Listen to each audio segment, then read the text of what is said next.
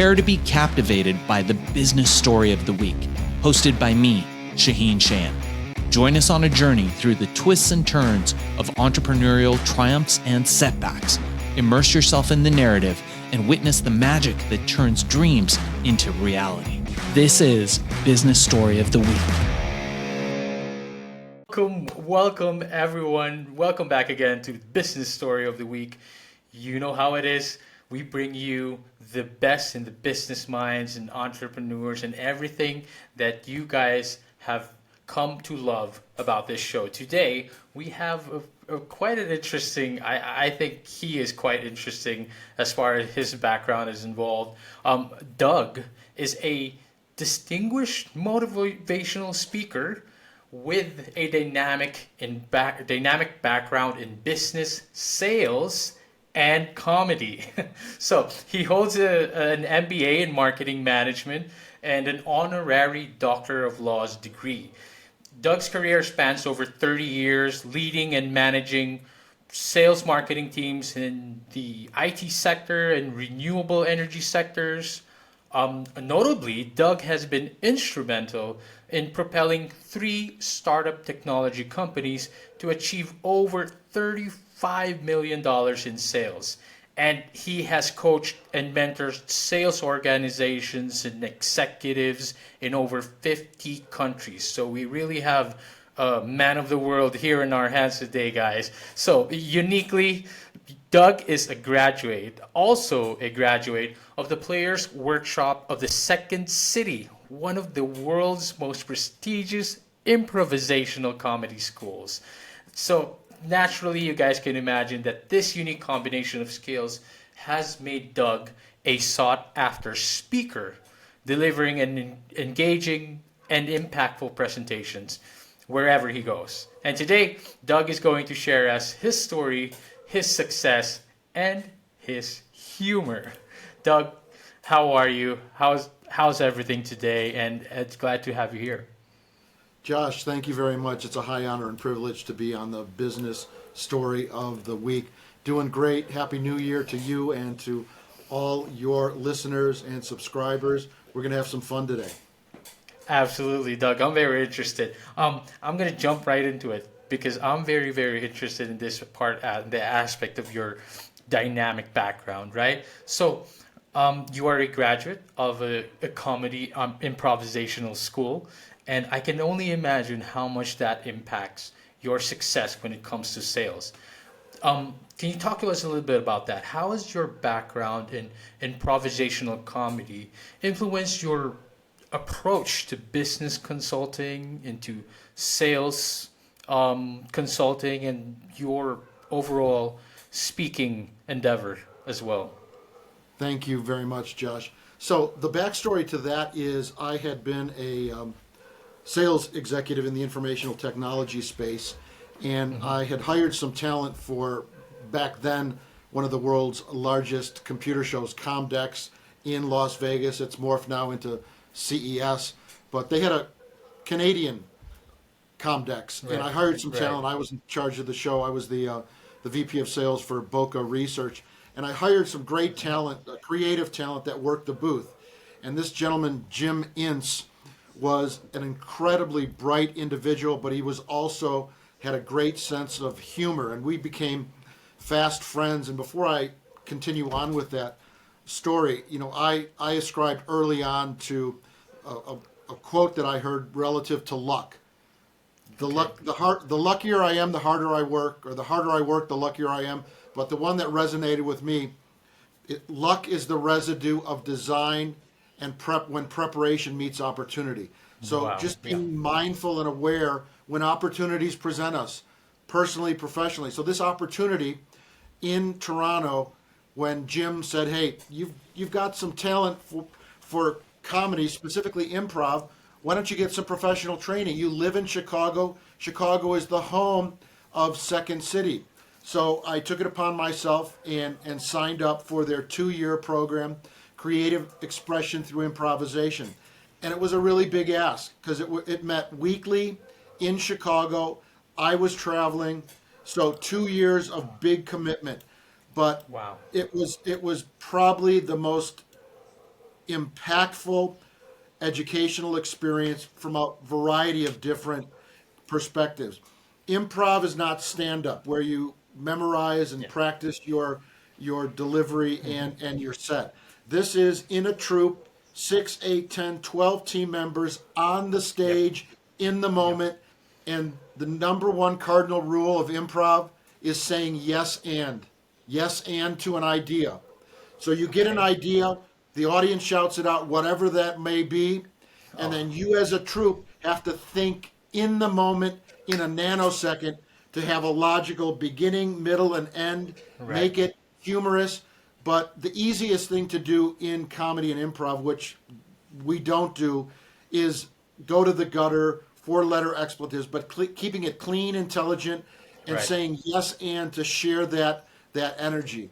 That training, but specifically the foundation of improv, saying yes and to opportunities, has opened up so many incredible journeys beyond just improv. Wow.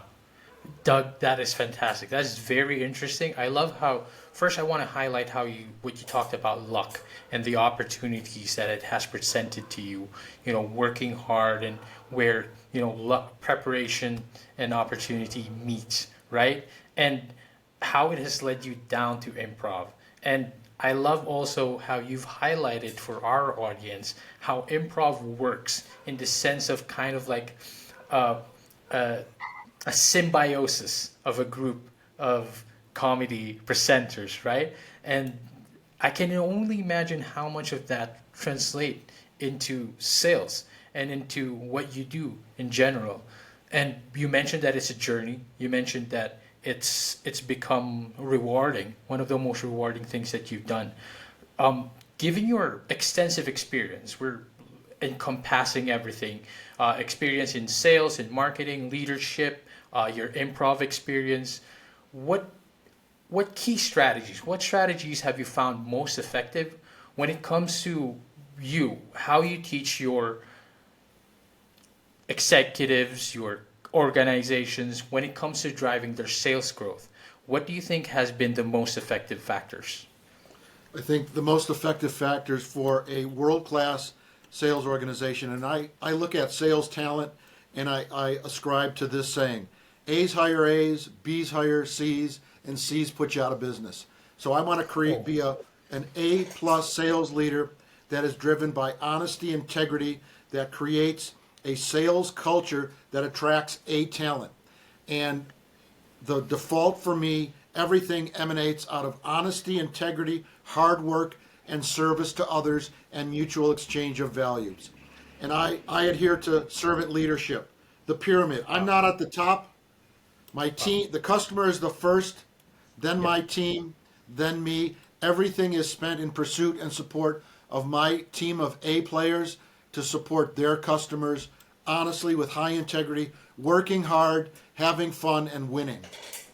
That's fantastic, Doug. I love that. What the most common factor, the most common denominators that we've had with guests here, really, really successful guests, is that they always push forward integrity.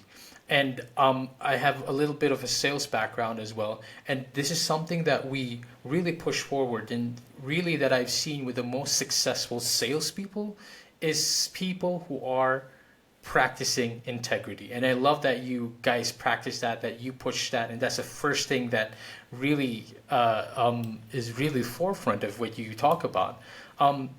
So you've coached many organizations, over 50 countries. You've help them with their sales organizations and executives and all that.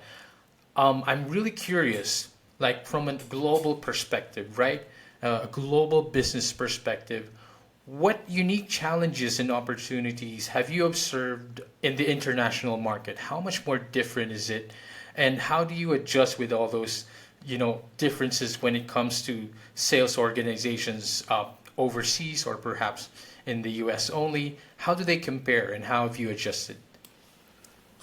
Good people are good people, regardless if they're from the Philippines, from Western Europe, Asia, regardless of the God they choose to worship, the language they speak.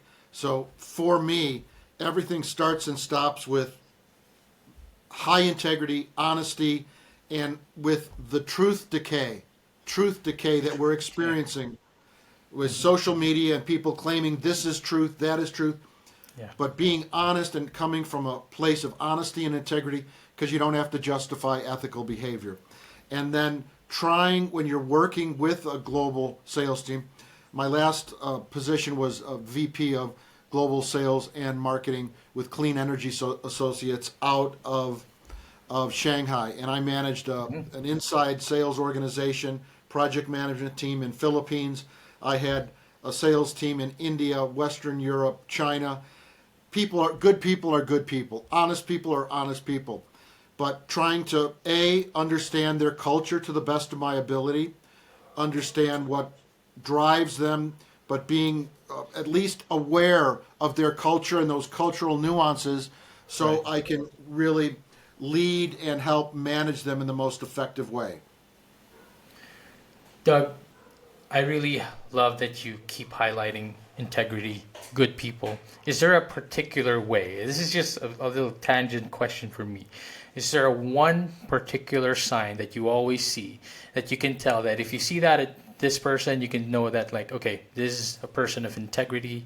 And have you ever had, a choice between knowing they're not of integrity and so you did not include them in the team? Of course. And if I, with your permission, Josh, could give you a couple Yes, examples. go ahead. First, For sure. vet them on social media, their CV. If there are gaps, dates don't make sense, they claim they have a master's, you have to do the heavy lifting to ensure that they are who they say they are and that their CV makes logical sense.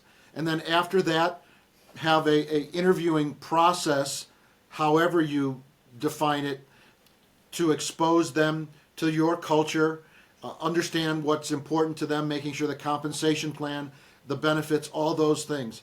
And then the singular greatest tool, that's the last step when we interview sales reps, mid-level management, and the executive leadership team, is we state, you've done a great job. We are excited to bring you on the team. Everything matches, you and your feedback matches.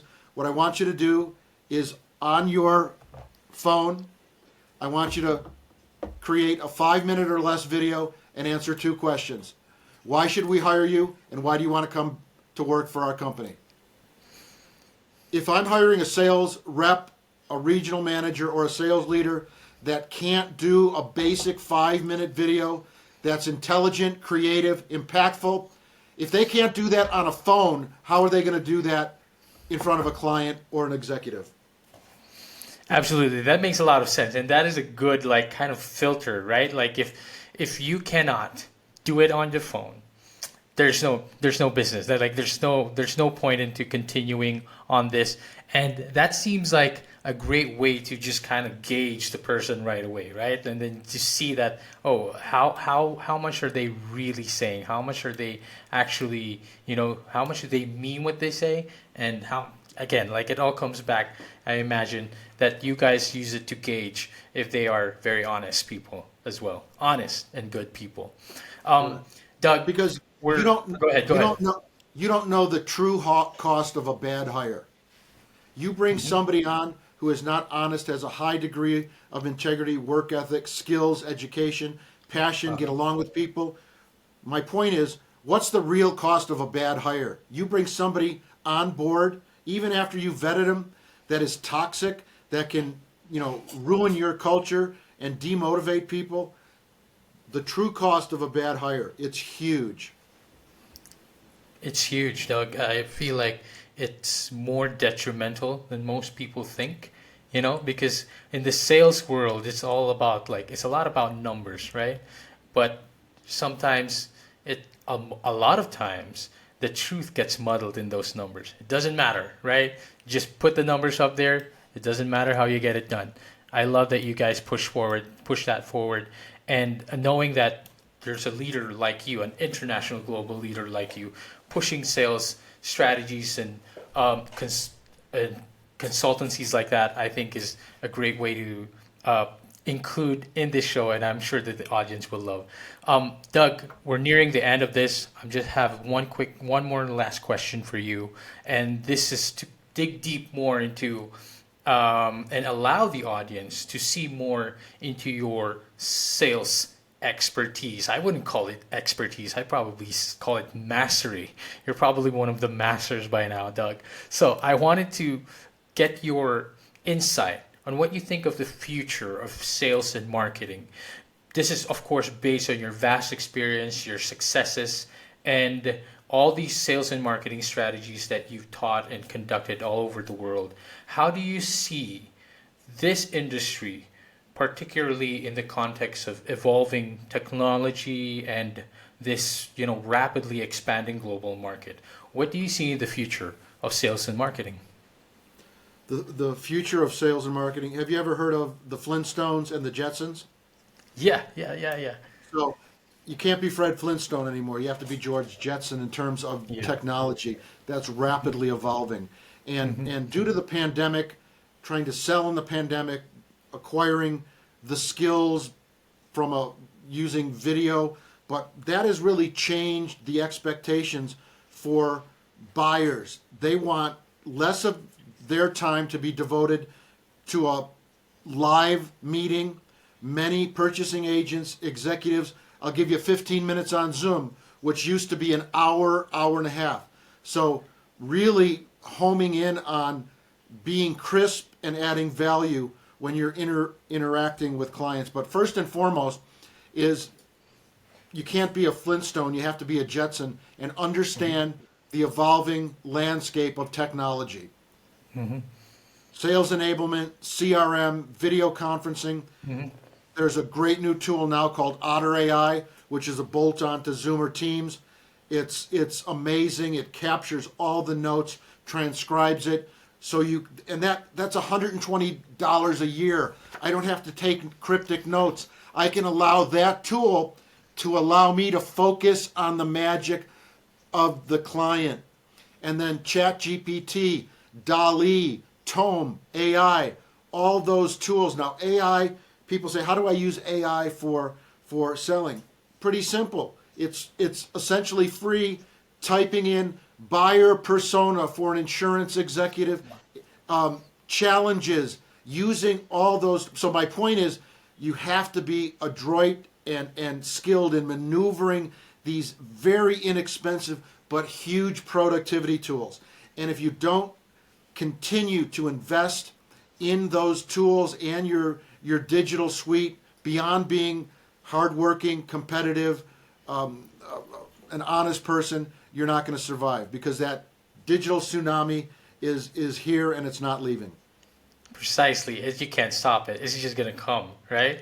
So I want to highlight how refreshing it feels like hearing someone with your extensive experience and just being open to technology, like just adjusting to that and just taking it on and using it basically. I was going to ask a question, but you answered it pretty much because there's a transition between in-person sales with online and video sales.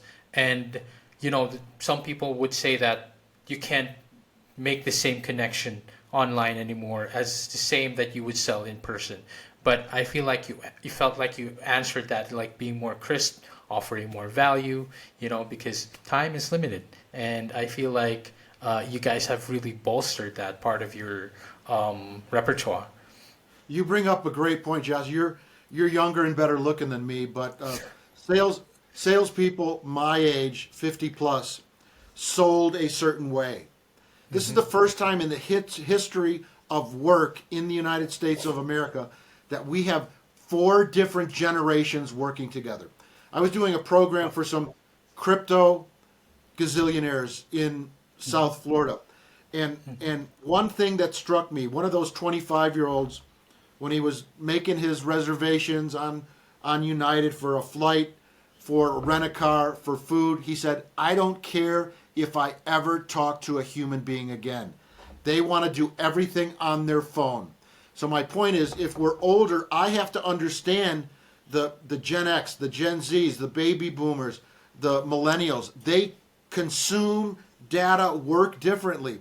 And if you're a salesperson like me, 50 plus, you have to understand those younger generations and how they like to consume data, how do they like to meet, and really accommodate your schedule. If not, other sales professionals are doing that. Precisely. Doug, thank you so much. That has been very insightful. I love that you have a mix and a blend of the future and also the past, and you're putting it all together in all your experiences. Speaking of data, Doug, and all the technology and everything, I would like to take this opportunity to let the audience know where can they find you, how do they reach you, what are your socials, and what is it that anything else that you'd like them to know? Thank you, Josh. So you can go to salescoach.us or dougdvorak.com. That's DOUGDVORAK.com. Or you can call me 847-359-6969, or my email, pretty simple to navigate on both sites, is doug@dougdvorak.com. And Josh, if any of your listeners do reach out to me, one of the gifts I will give to them is participating in the Business Story of the Week. My 14th book just came out. It's called The Sales Coaching Playbook, How to Transform Sales Teams into Sales Champions. They'll get a free copy. Oh, well, that's fantastic. That is great news for everyone. Guys, you heard it here. You don't waste your time. You heard all the information we're gonna put that into the description as well. Go reach out to Doug, get the copy of that book. And Doug, it's been great. It's been fantastic. I'm gonna catch you on all your socials and all your updates. And it's been great. I hope you had fun also. I did. Thanks, Josh. Thanks, listeners. Have a great year. Thank you, everyone, guys. See you on the next one. All right, so here's the thing. We try to get a little bit better every day, but we can't do it without you. So if you like the video, make sure to like and subscribe below. And if you have any comments, just leave them in the space under.